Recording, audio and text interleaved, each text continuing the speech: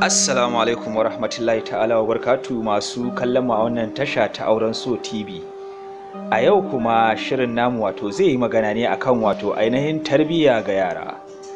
Lallai wannan al'amari ne da ya kamata a ce dukkanin wasu masu sauraron mu da kallon mu sun mai da hankali sun saurari abun yadda ya kamata. Domin ita wannan tarbiyya ita ce tushe ga dukkanin al'ummar da suke wannan duniya. Domin sai da tarbiyya ne za su iya gudanar da dukkanin al'amura da suka shafi girmamawa da mutuntawa. Sannan ita wannan tarbiyya da muke magana ta yara aba ce da a wannan lokaci da muke tafiya take ɗan ja baya. Rashin tarbiyyar nan lallai kullum abubuwan ƙara tabarbarewa suke, ta inda za a ga cewa babba baya ganin mutuncin na ƙasa da shi ma kuma na ƙasa da ya kamata ya ringa ganin mutuncin manya baya ganin wannan mutunci nasu. To fa wannan al'amari tushe yake ɗaukowa. Yana da kyau a duk lokacin da aka ce mai gida ya tashi zai aure, ko kuma duk saurayin da zai aure yana da kyau ya fara nemo matar da take mai mutunci, ba matar da za ta jujjuye idanta ta ɗau kwalar mai gida tana neman cin mutuncinsa ko kuma kullum suna uwar watsa ba. To kaga tun daga nan babu tarbiyya.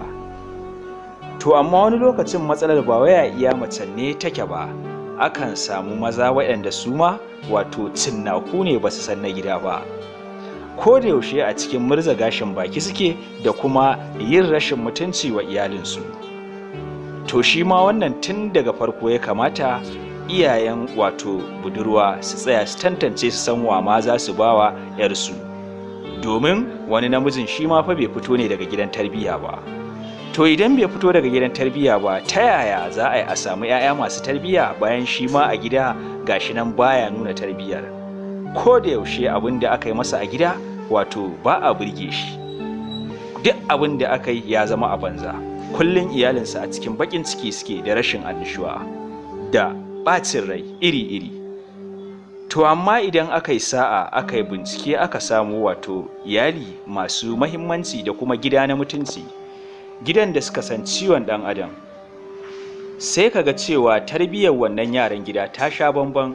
Domin za ka ga cewa ko da mai gidan ya fita neman halal ɗinsa, za ka ga cewa harkar ilimi na yaran da kuma kulawa bata samu tasgaro ba ko kuma ta gurgunta.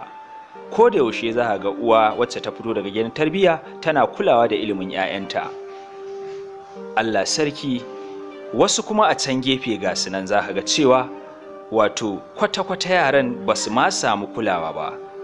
Iyayensu gashi nan sun haife su amma sun watsar da su, sun banzatar da su, ba su san cin su ba, ba su san shan su ba. Komai sai dai su da kansu, al'umma kuma ta zuba musu ido. Kuma a kowace iriyar kabila ana samun irin wannan matsaloli. To amma duk irin wannan abubuwa suna samo asali ne daga rashin bincike kafin a yi auren. Sai ga an haifi 'ya'ya kawai an zubar da su, sai dai su ci abin da suka ga dama ma a waje. Amma kuma wasu za ka ga dai duk da wannan rashin taɓarɓarewa tarbiyyar da ta shiga ta zama ruwan dare a wannan lokaci, ana ɗan kamantawa, amma sai dai ba haka aka so ba. Ƙanin miji ya fi miji kyau. A wani ɓangaren kuma za ka ga cewa wani yaron saboda tsabagen rashin kulawa bai taɓa samun farin ciki ko kuma annishuwa ba. Kullum idanunsa cikin tsayar da hawaye yake na kukan rashin wanda zai kula da shi. Waɗanda suke da wannan hali muna fata su gyara. A nan ɓangaren Auren So yana kira ga dukkanin wani wanda yake da iyali, idan yana da wani hali na rashin kyau, na rashin kulawa da 'ya'yansa ko tarbiyyarsu, to da ya dawo ya tuna cewa fa shi wannan 'ya'ya da Allah ya bashi kiwo ne, kuma Allah zai tsayar da shi a ranar gobe kiyama ya tambaye shi ta yanda ya kiwata wannan ahali nasa. Lallai tarbiyya tana farawa daga gida. Ko da yaushe in dai an sami gidan da yake akwai tarbiyya, to za ka ga 'ya'yan gidan ma masu tarbiyya ne. Lallai ne kowa ya zama yana bawa iyalinsa tarbiyya.